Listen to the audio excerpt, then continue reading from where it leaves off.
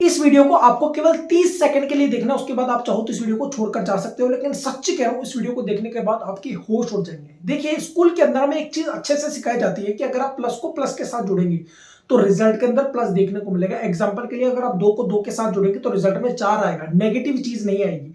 इसी तरह stock market जो है वो एक कॉम्प्लिकेटेड हॉर्स है।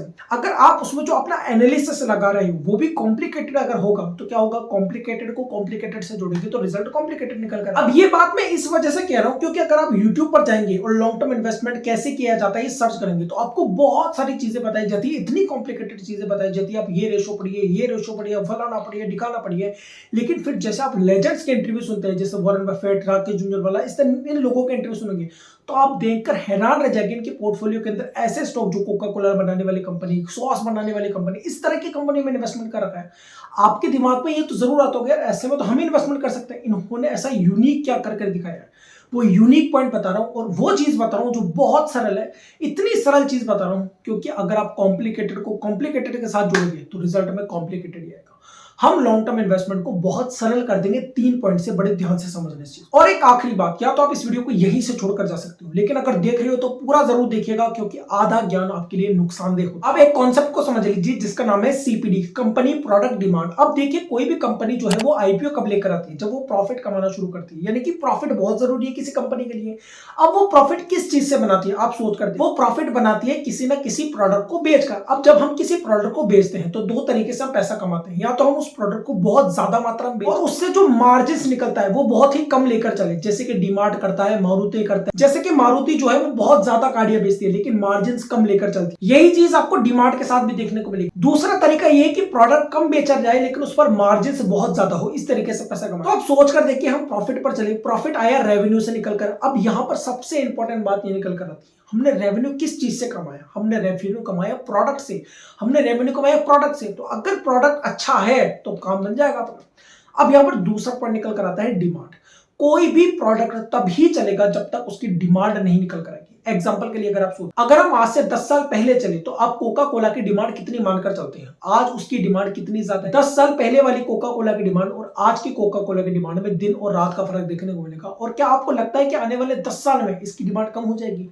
मुझे ऐसा बिल्कुल भी दिखाई नहीं देता, जिस तरह से लोग फास्ट फूड को कंज्यूम करते हैं। तो अगर इसकी डिमांड कम नहीं होगी और ये प्रोडक्ट बिकता रहेगा तो कंपनी की ग्रोथ भी होती रहेगी और उसके शेयर प्राइस भी बढ़ता रहेगा। सीधी से साइकोलॉजी, किसी भी तरह का अभी तक हमने कोई रेशो नहीं पढ़ा, किसी भी चीज को अभी तक हमने समझा नहीं, हम बिल्कुल बेसिक लेवल पर चल रहे हैं ताकि आपका सोचने और समझने की चीजें खुल सके। इसी तरह क्या आपको लगता है कि आज से 5 साल बाद सॉस बनाने वाली कंपनियों की डिमांड कम हो जाएगी, सॉस की डिमांड कम हो जाएगी? मुझे ऐसा नहीं लगता। जिस तरह से लोग जंक फूड को कंज्यूम कर रहे हैं अभी और आने वाले समय में जो करते रहेंगे, और जिस तरह से हमारी जनसंख्या कंसिस्टेंटली बढ़ती जा रही है, मुझे इसमें कोई संदेह नहीं है कि आने वाले 5 साल के अंदर भी सॉस की डिमांड कंसिस्टेंटली बढ़ती रहेगी। तो अगर डिमांड बढ़ेगी तो प्रोडक्ट बिकेगा, प्रोडक्ट बिकेगा तो कंपनी प्रॉफिट कमाएगी, कंपनी प्रॉफिट कमाएगी तो कंपनी ग्रोथ करेगी। तो आप चाहे से किसी भी प्रोडक्ट पर लगाकर देख लीजिए, अगर उस कंपनी की उस प्रोडक्ट की डिमांड है तो वो प्रोडक्ट बिकेगा, और वो प्रोडक्ट बिकेगा तो वो रेवेन्यू भी कमाएगी, वो प्रॉफिट भी कमाएगी, वो कंपनी ग्रोथ भी करेगी और उससे उसका शेयर प्राइस भी बढ़ेगा। तो लॉन्ग टर्म के लिए सबसे पहली पॉइंट आपको ये देखना है कि जिस कंपनी में आप पैसा लगा रहे हो उसका प्रोडक्ट क्या है, उसकी डिमांड है या नहीं, मार्केट में बनी हुई है या नहीं।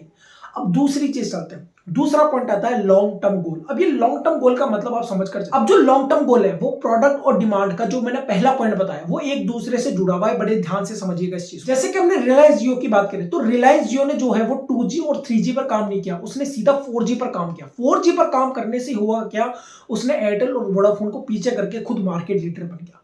लॉन्ग टर्म गोल का मतलब यह है कि कंपनी लॉन्ग टर्म के विजन से सोच पा रही है या नहीं सोच पा रही, और वो उस पर काम कर भी पा रही है नहीं कर पा रही, क्योंकि आप अपना पैसा उस कंपनी में लॉन्ग टर्म के लिए लगा रहे हैं।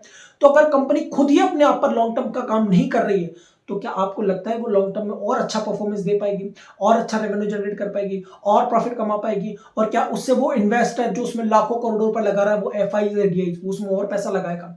नहीं लगाएगा। तो किसी भी कंपनी के लिए बहुत ज्यादा जरूरी है कि वो खुद के विजन पर, खुद के लॉन्ग टर्म पर काम करे। अगर वो काम नहीं कर रही है तो फिर मुझे नहीं लगता ऐसे कंपनी में आपको इन्वेस्टमेंट करना चाहिए।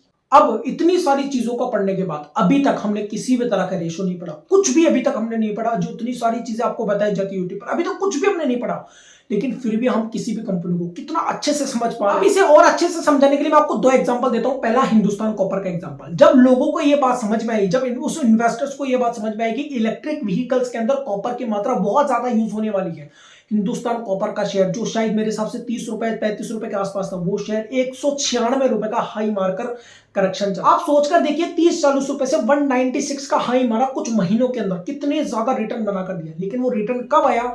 जब लोगों को, जब उस इन्वेस्टर्स को, उस एफआईज को, डीआईज को, उस ऑपरेटर को, आप किसी का भी नाम ले सकते हैं, जब उसको ये बात समझ में आई कि इस कंपनी के प्रोडक्ट की डिमांड बढ़ने वाली है आने वाले सालों के अंदर, इसका यूज बहुत ज्यादा होने वाला है, फिर उसका दाम कहां से कहां पहुंच के आपको देख सकते हैं। इसी तरह अगर आप टाटा एलेक्सी का स्टॉक देखेंगे तो आज से 10 साल पहले वो स्टॉक 100 रुपए का हुआ करता था, आज वो स्टॉक 10,000 का पहुंच गया है।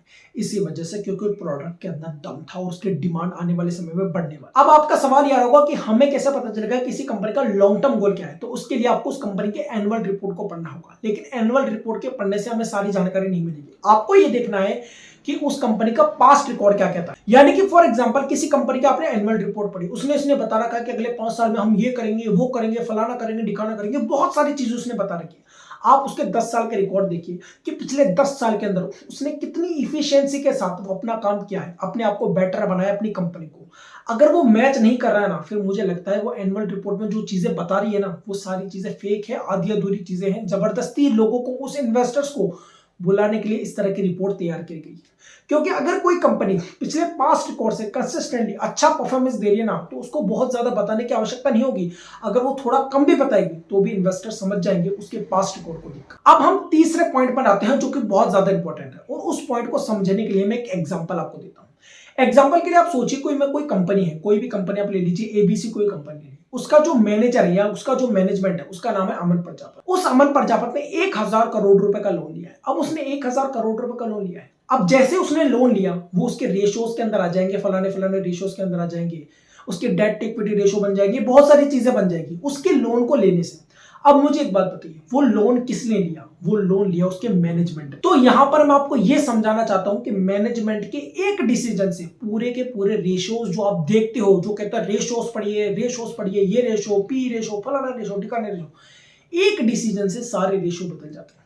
आपने देखा होगा जितने भी इस तरह के स्कैमर्स होते हैं, जो किसी कंपनी में स्कैम हो जाता है उसके बाद उसको स्टॉक गिर जाते हैं, उसको इसी तरह से मैनिपुलेट किया जाता है। वो मैनिपुलेट कौन करता है सर? वो मैनेजमेंट ही तो करता है उसको मैनिपुलेट।